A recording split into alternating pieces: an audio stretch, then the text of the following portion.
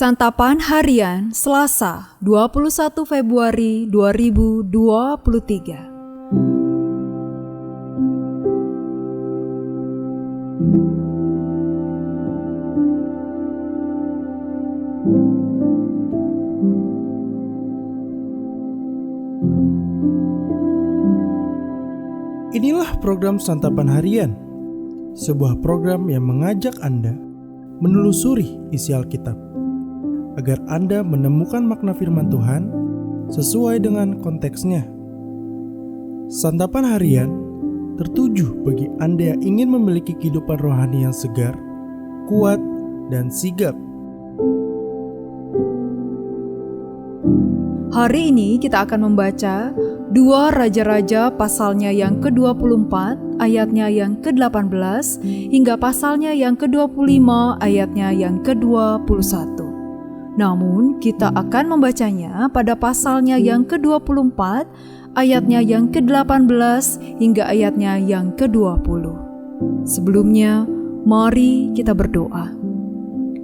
Tangan-Mu telah menjadikan kami dan membentuk kami dengan baik.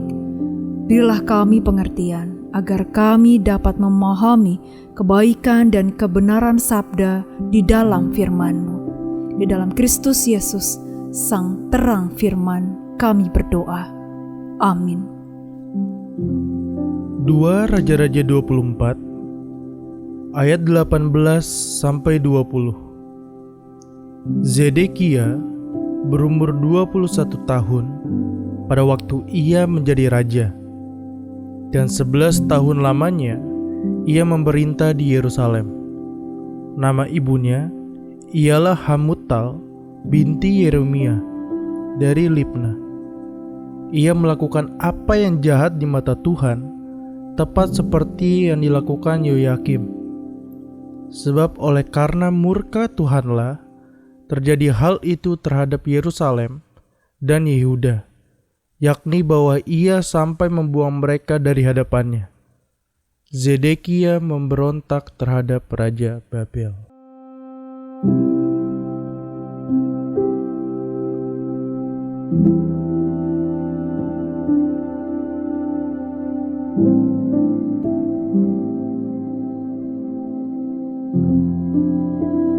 Sahabat Santapan Harian, Zedekia termasuk raja dalam akhir sejarah Yehuda. Karena memberontak terhadap Babel, Zedekia diserang Nebukadnezar.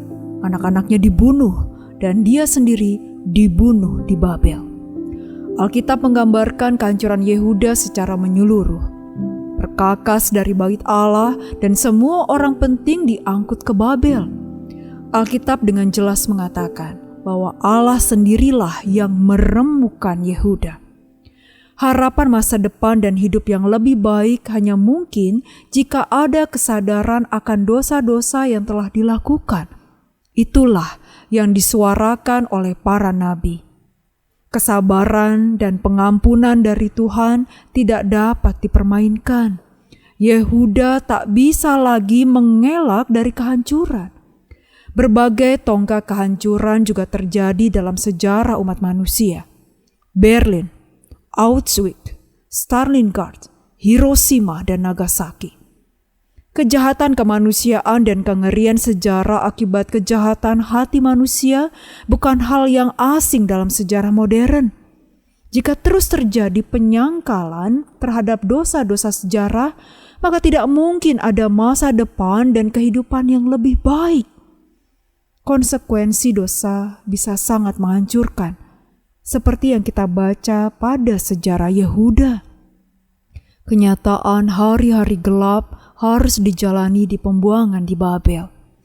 Berbagai dosa dalam kehidupan kita juga sering menghasilkan tragedi, korban, dan kehancuran, baik dalam kehidupan pribadi maupun dalam kehidupan keluarga kita.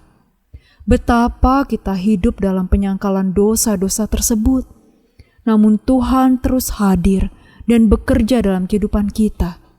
Selalu ada harapan untuk masa depan jika kita berbalik dan mengarahkan hati kepada Tuhan. Memang perubahan tidak terjadi seketika. sama seperti Israel yang harus menghidupi hukuman pembuangan. Meski demikian, Allah yang bekerja dan menyertai di Yerusalem juga ikut dan menyertai Israel di pembuangan di Babel. Menjalani hidup bersama Tuhan, baik dalam waktu susah maupun waktu yang baik, itulah harapan dan kekuatan kita. Mari kita berdoa. Bapa Surgawi, kesetiaan-Mu kepada kami tak pernah berakhir. Terima kasih karena Engkau telah menuntun, memandu, dan menyediakan begitu banyak berkat dan pertolongan kepada kami dalam menjalani naik turunnya perjalanan hidup ini. Di dalam dekapan sayap kasih-Mu ya Kristus, kami berteduh. Amin.